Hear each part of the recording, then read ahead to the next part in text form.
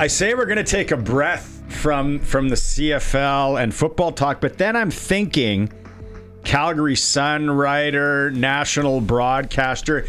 You've covered a few Grey Cups in your time. I covered like 8 or 9 of them. I should know the exact number because they're so, like, it's the best assignment in our business. Like, it really is. And you know, you just came back from Nashville. Keep in mind, I like Nashville trips too. If the CFL were to expand, I was covering the CFL for the better part of 20 years, and the U.S. expansion, of course, included some of the crappiest American cities in the history. And there was no Nashville in there. They were like, well, what's wrong with Shreveport? Shreveport is the worst city in America I've ever been to, and Birmingham was a close second. Like Vegas, paid me a Birmingham. Tracy Lawrence, what a tune! He makes it sound like such a great place. My God, he's lying. You know, it's funny because the first Grey Cup I ever covered, like, it's the best assignment because you're there all week. You get to unpack your suitcase.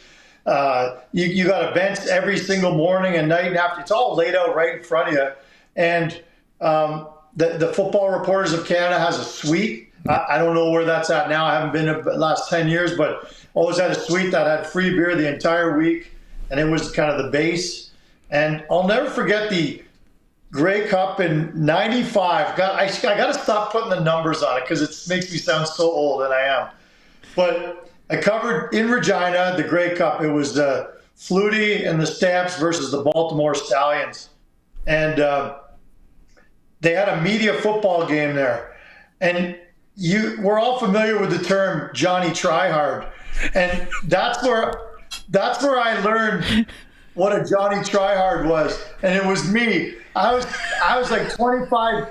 I was 25 years old. I'm playing in a media game against, there's gals out there. There's ladies that are 50, 60. There's dudes that are 65 covered. This is our 40th Grey Cup. And I'm out there going over the top to make catches, bashing into people. Guys. Yeah, Johnny Tryhard. I remember I had 4 touchdowns. 2 of them. Yeah. Exactly. I was keeping stats. Like, what a loser. And I'm going for my 5th. And I've got thinking this got to be some sort of media record. Because I don't think they've ever played the game before. But anyway, I'm trying to rewrite the I don't think they played it since. No, and I'll tell you why. Because this is how the game ended. Me going over the middle. There's a gal there just standing there, minding her own business, doesn't even know the ball's in the air. I am making this catch, and I don't care that she's in the way. I go up over top of her, catapult myself on top of her. She goes flying, and I land on my head, and I am out. I'm out. And the game, they call the game. I made the catch. I got my 5th touchdown, and I don't remember anything until I got to the Football Reporters suite, and they revived me with a bunch of Molson. But other than that, what a loser. At the time, I was thinking, this is so much fun. And people were talking about, yeah, Francis, he's got some game, 5 touchdowns, blah, blah.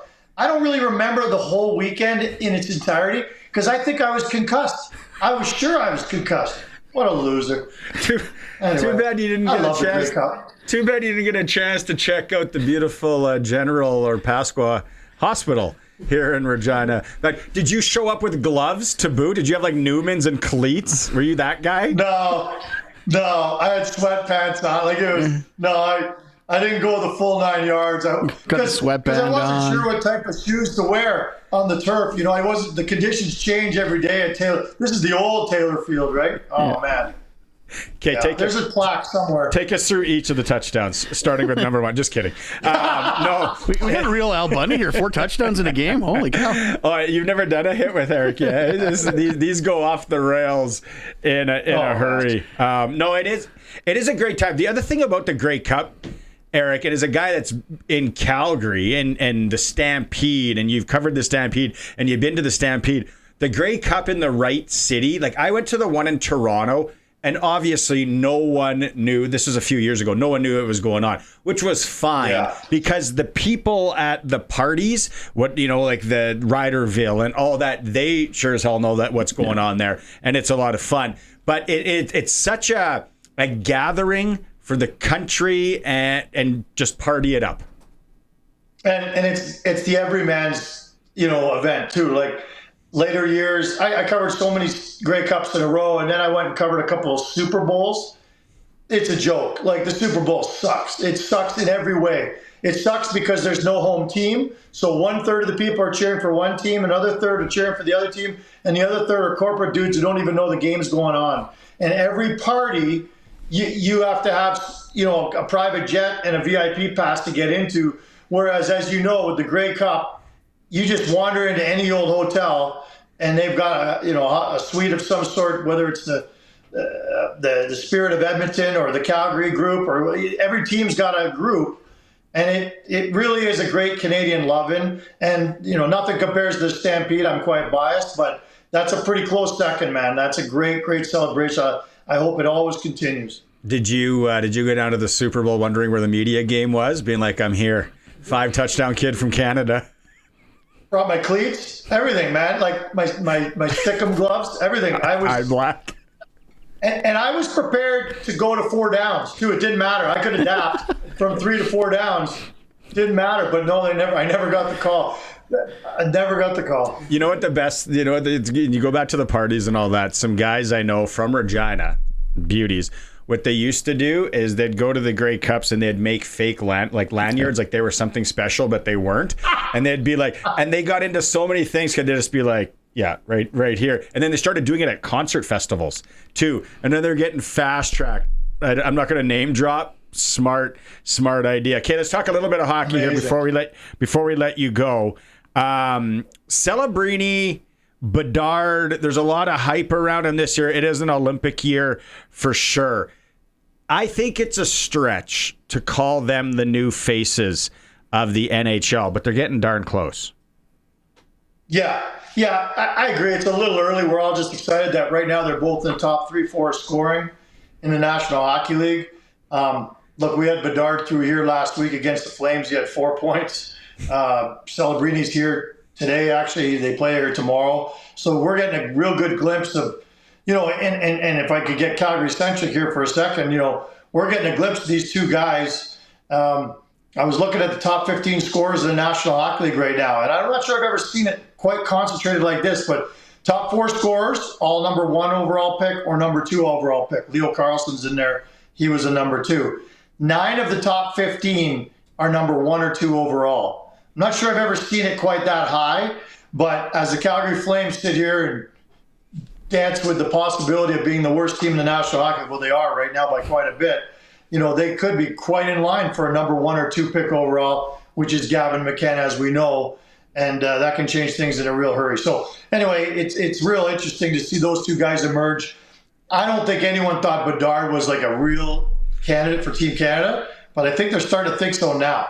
It's gonna be really interesting, kid. The one funny thing that I heard today, and I can't remember the show I was listening to, and they were talking to a scout, and he was talking about how a lot of the scouts went to watch McKenna recently play on the road and to kind of see what he was all about and all that.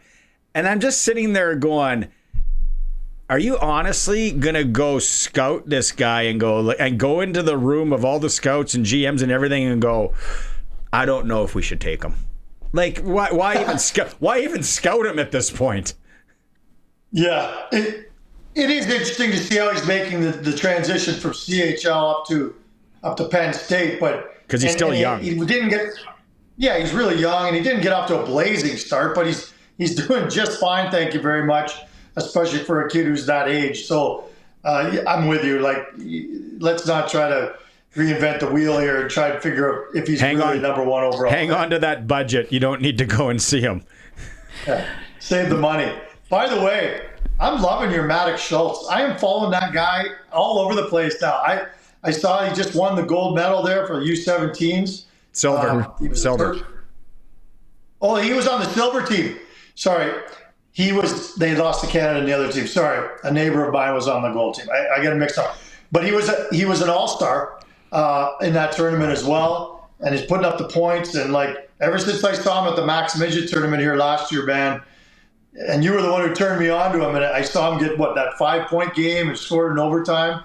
That kid's the real deal as well. He's fun to watch along the way. You get to see him again next month with Liam Pugh, who's not bad himself. Unreal. Sorry, you wanted to go. Yeah, you already touched on Calgary being the worst team in the league. Edmonton's not lighting up. Vancouver's also in the bottom right now, too.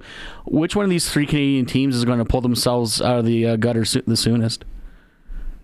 I think you could lump Toronto in there, too. Like, you read their clippings, the sky's falling there as well. Who's going to pull up their bootstraps? Come on, it's going to be Edmonton because nobody wants that. That's why. It'll be Edmonton. I mean, they figured it out.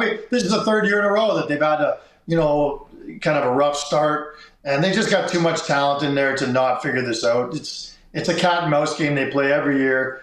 Every game I watched them the other night. They're down by 1 with a minute to go. They score shorthanded to tie it up. They went into overtime. It's just getting so old, Edmonton, really. Like, just stop it. They'll be the team to pull this out. On the opposite end, though, the Avalanche have only lost 1 game in regulation. How long can they keep that going on? Isn't that amazing, eh? And they're doing it with their backup goalie, Scott Wedgwood. Mackenzie Blackwood is back now, and they're going to ease him in slowly because Wedgwood's playing so good. I mean, their blue line's stacked up front. Their top 6 is as good as anybody's. McKinnon's playing like the best player in the world right now. I don't think they're going to lose another game this year. You can quote me on that. I'm kidding. Don't clip that one. They are the team to beat though right now, I'd say, in the NHL. All right. Prairieland Rentals text line. Trevor says, one of the best guests you guys get is Eric Francis. Great stories. I can't believe other Canuck fans like him. No Canuck fans like him. That's good. All right. Hey, well, open invitation whenever you want to come this way and watch Maddox Schultz play in beautiful Regina. I'm sure you can say hi to some of those people from the media game. Maybe. I was going to say, we could throw together a flag game pretty quickly if we had to. Yeah. Well, yeah. Look, most of the people that were in that game, I would suspect are dead right now. And because that was a lot of years ago. But the moral of the story, the takeaway from our little hit today, don't be a Johnny Tryhard. Nobody likes that guy. And it just took me a little while. It took a concussion for me to realize it. They can never take those 5 TDs away from you, though, man. No, they're in the books, baby. And I have the ball. I knew we were going to talk about that today. Get out of here. I have the ball. I'll bring it next on Friday. I'm going to show it to you. You're such a meat stick. I love it. I love it. I'm a loser. Okay. Talk to you Friday, buddy. See you later. See you, boy. Oh, jeez, man. I told you, those hits go any which way.